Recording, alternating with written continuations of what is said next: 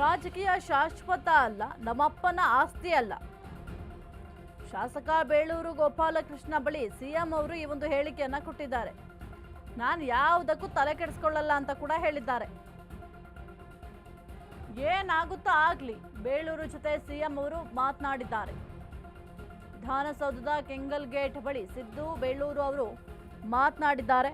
ಸಿದ್ದರಾಮಯ್ಯ ಬೇಳೂರು ಅನೌಪಚಾರಿಕ ಮಾತುಗಳನ್ನಾಡಿದ್ದಾರೆ. ರಾಜಕೀಯ ಶಾಶ್ವತ ಅಲ್ಲ, ನಮ್ಮಪ್ಪನ ಆಸ್ತಿ ಕೂಡ ಅಲ್ಲ ಅಂತ ಶಾಸಕ ಬೇಳೂರು ಗೋಪಾಲಕೃಷ್ಣ ಬಳಿ ಸಿಎಂ ಅವರು ಹೇಳಿಕೆಯನ್ನ ಕೊಟ್ಟಿದ್ದಾರೆ. ತಲೆ ಯಾವುದಕ್ಕೂ ಕೂಡ ನಾನು ಕೆಡಿಸ್ಕೊಳ್ಳಲ್ಲ, ಏನಾಗುತ್ತಾ ಆಗ್ಲಿ, ಬೇಳೂರು ಜೊತೆ ಸಿಎಂ ಈ ರೀತಿಯಾಗಿ ಮಾತನಾಡಿದ್ದಾರೆ.